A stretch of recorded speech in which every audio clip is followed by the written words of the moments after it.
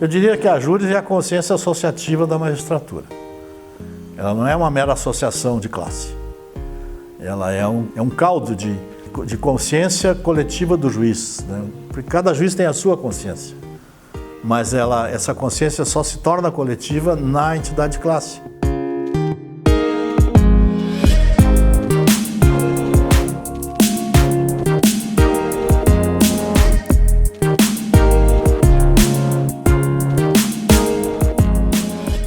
Quando a júris começou, os juízes eram seres muito isolados e muito individualizados, assim. Havia um distanciamento não só hierárquico, mas geográfico, né? Então as pessoas não se encontravam, não confraternizavam, não criavam um espírito comum. E a ideia inicial da júris foi exatamente superar essa dificuldade, né? Criar um ambiente de coleguismo que permitisse que os colegas se reunissem, se conhecessem. Inicialmente foi a júris estabelecida numa sala do tribunal, do antigo tribunal, lá da Praça da Matriz, até que se construiu a sede lá em Belém Novo, se comprou aquela área lá. E a sede campestre foi muito importante nesse sentido, assim, de criar o primeiro ambiente de confraternização, né? Devagarinho, ela começou a adquirir uma dimensão de assistência, de apoio, até financeiro, aos associados, aos juízes. Como eram poucos associados no início, as primeiras composições societárias admitiam gente de fora, houve escrivães que foram sócios da júris, promotores eram sócios da júris. Com o tempo e com o crescimento da magistratura em termos de número e de importância social, digamos assim, especialmente após a redemocratização do país, né, a júris passou a representar também uma identificação, né, do grupo da magistratura, né, o que é a magistratura, quem são os juízes, o que eles representam, né, e quem identificava essa imagem era a júris. A júris passava a se apresentar socialmente, publicamente, como a cara da magistratura, a cara dos juízes, né. E isso de uma maneira muito, acho eu, muito adequada, porque o tribunal tinha naturalmente uma certa timidez, assim, de se expor em questões que envolvessem qualquer tipo de controvérsia pública, para preservar exatamente a distância entre a decisão judicial e os fatos que a sociedade tratava, né? Então, em razão disso, foi adquirindo uma feição político-associativa, e não apenas assistencial ou de apoio aos juízes, né, no plano familiar e no plano pessoal.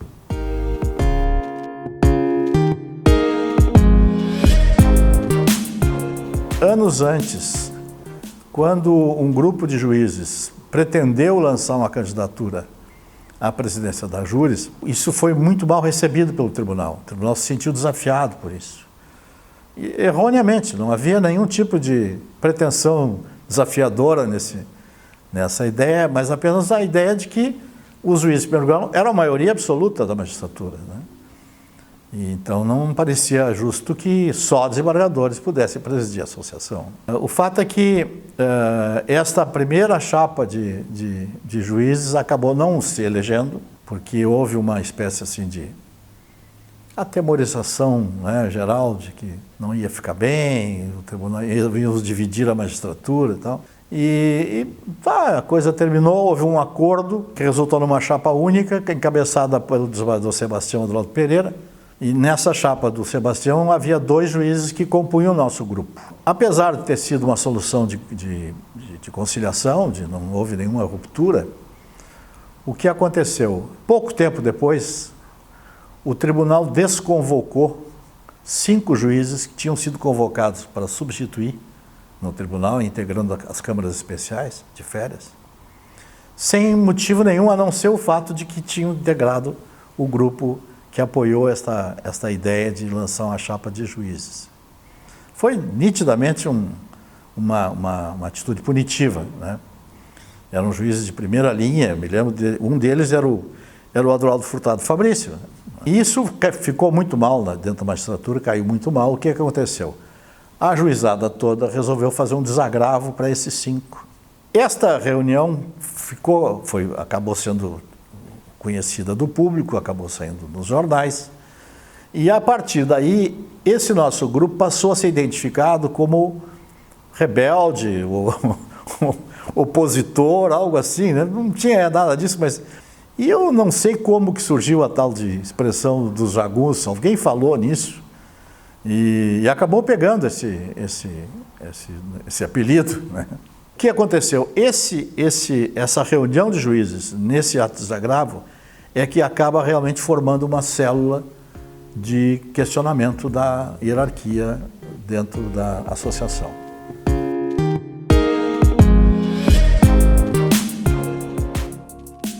Antes da minha eleição, houve uma campanha da qual resultou a eleição do Milton Martins. O Milton foi eleito e reeleito, ele foi presidente 4 anos.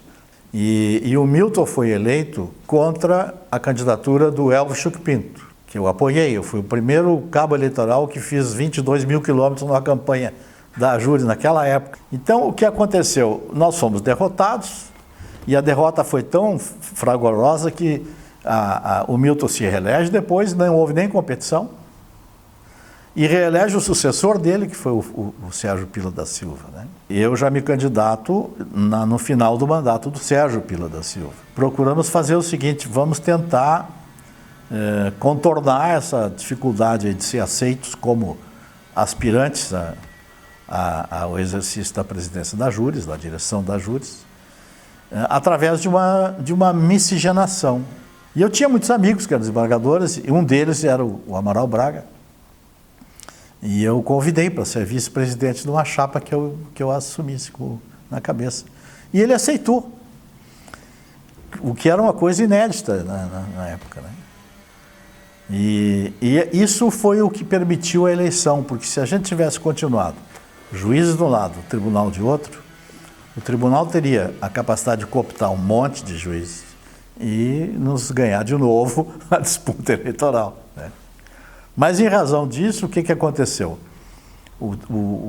A situação da Júris, na época, lançou um candidato, que era o Luiz Melíbio Machado, que era o candidato da situação, digamos assim, né?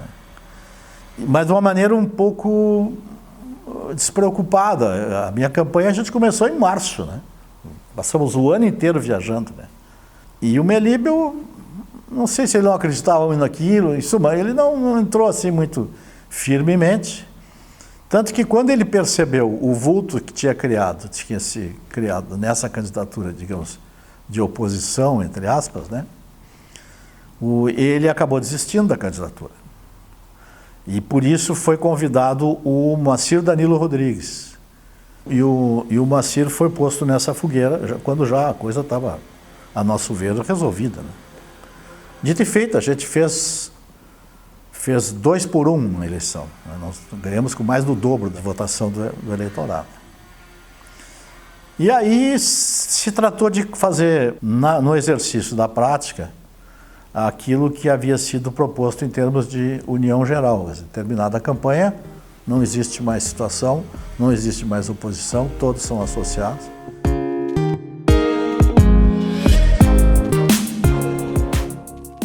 Houve todo um trabalho de preparação, né? De modo que quando a Assembleia se instala aqui em Porto Alegre, havia seguramente mais de 100 juízes presentes.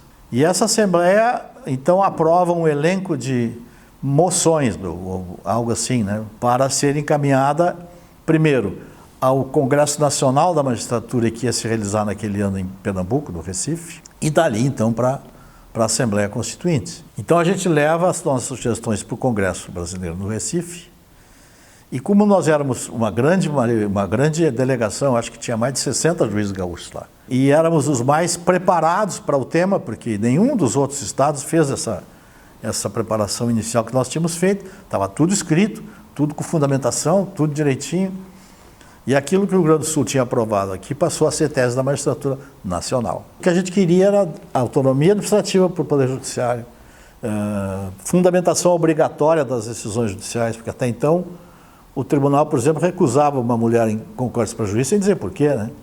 Não precisava fundamentar. Na época prevalecia o que eles chamavam de princípio do livre convencimento. Então as sessões eram secretas e as decisões não eram fundamentadas. E isso era possível, segundo o que se entendia na época, né? Então a gente queria botar tudo isso na nova Constituição, de modo a proibir esse tipo de comportamento, e se conseguiu isso, afinal, né? Bom, esse trabalho começa assim mais dispersamente, mas aí ocorre um fato que foi uma sorte, para nós foi uma sorte. Há uma ruptura política no MDB, na época, da qual surge o PSDB, como partido então novo, né? E o Mário Covas, que era o presidente da Comissão de Sistematização da Assembleia Nacional Constituinte, saiu do MDB, foi para o PSDB, e em razão disso, o Ulisses Guimarães, que era o presidente da Nacional Constituinte, que era do MDB, ficou em via de atrito, digamos assim, dentro da Assembleia com o Covas. O Covas larga a Comissão de Sistematização e o velho Ulisses toma a seguinte decisão: bom, se eu não posso ter um líder político como da estatura do Covas, então eu vou querer um presidente de comissão de sistematização técnico, um sujeito que não tenha nenhum tipo de compromisso maior com a política, né? Nós tínhamos aqui uma relação muito boa com a OAB. E na campanha, um pouco antes da minha eleição, houve a campanha de eleição do Luiz Carlos Lopes Madeira para a presidência da OAB. E ele trouxe como vice-presidente o Nelson Jobim, que era advogado em Santa Maria e que era meu amigo pessoal, porque eu tinha trabalhado lá. O Nelson assume aqui a vice-presidência da OAB e resolve fazer vida política. E queria ser candidato a deputado estadual, mas o partido fechou as portas para ele e lançou ele a federal, acho que achando que ele não ia se eleger. E o Nelson faz uma campanha milagrosa. Ele acaba se elegendo deputado federal, uma margem mínima de votos necessários, assume no Congresso também com uma bagagem eleitoral pequena, porque 30 e poucos mil votos naquela época, quando os outros tinham 1 milhão de votos, era um político pequeno, né? Mas antes dessa ruptura do PSDB, o Ulisses, quando assume a presidência da Assembleia Nacional Constituinte, ele convida os parlamentares todos do PMDB, que era o partido dele, para uma reunião na casa dele, e para confraternizar, para receber, para articular alguma coisa. E o que acontece? O Nelson era um cara muito articulado, muito preparado para tudo. Quando ele se elegeu deputado federal, sabendo que ele seria constituinte, ele foi para Portugal e Espanha ver o que a Espanha e Portugal tinham feito com as suas constituições após as ditaduras lá. Então ele traz de lá uma enorme gama de informações técnicas da área de reconstitucionalização. Como fazer, né? E nessa reunião de políticos na casa do Ulisses, ele começou a ouvir fulano, beltrano, ficando a começar dos mais votados até os menos votados. Ouvidas as opiniões de todo mundo, a penúltima, a última foi a do Nelson Jobim, que era o deputado com menor votação de todos os presentes, ou pelo menos uma das mais baixas. E ele, surpreendentemente, vem com uma aula de formação de Constituição, de normas constitucionais, e como é que a coisa funcionou lá, aqui e lá. E o Ulisses enxergou nele o técnico que ele estava procurando. Bom, não tem um político, quero um técnico, será ele, o Nelson. E o Nelson assumiu uma responsabilidade absolutamente desproporcional ao colégio eleitoral que o tinha eleito, né? Assumiu a presidência da Comissão de Sistematização, que era a comissão que recebia todas as sugestões que chegavam e organizava por assuntos, por importância, por textos, para evitar a duplicidade de textos, contradição entre textos e assim por diante. Era um trabalho exaustivo, né? Então ele convidou alguns amigos para ajudar esse trabalho, que era um trabalho de sapa, um trabalho braçal quase, né? Então foram convidados o Manuel André da Rocha, eu, a Verena Niergard, que era procuradora do Estado aqui, o José Afonso da Silva, que era professor de constitucional em São Paulo, E nós íamos para Brasília todas as sextas-feiras, ficávamos enfurnados no Congresso, sábado e domingo, e segunda de manhã a gente tinha que estar de volta para trabalhar aqui, né?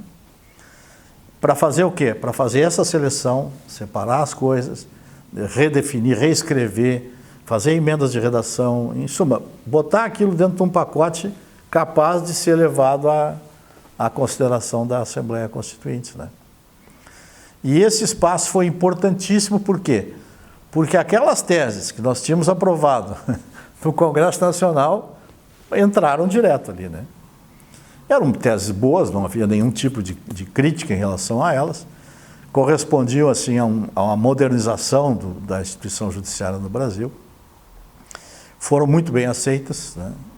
Eu diria assim que o artigo 93 da Constituição, que tem lá uma dezena ou mais de incisos, boa parte deles está escrita exatamente como estava aqui na Assembleia Geral da Júris, que aprovou aquelas sugestões, né?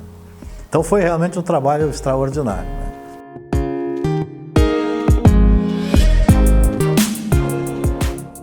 Eu sempre achei que o juiz não deveria fazer greve, né? Porque me parecia um contrassenso. Quer dizer, se eu acho que a minha função é importante, socialmente importante, não vai ser eu que vá interromper a prestação do meu serviço, né? Porque o sacrifício é da população. Mas o pessoal estava muito encasinado naquela época com a questão de salário, a questão de vencimentos, né?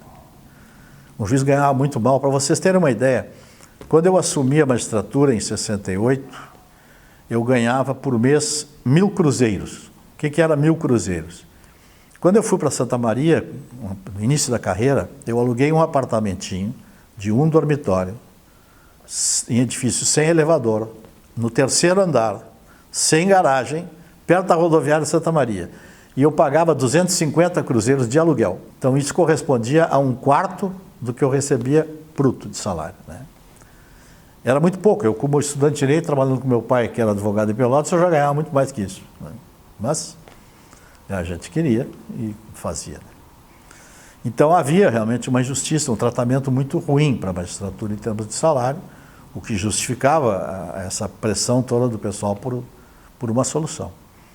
Minha posição ficou vencida, a imensa maioria da categoria em Assembleia Geral decretou a greve.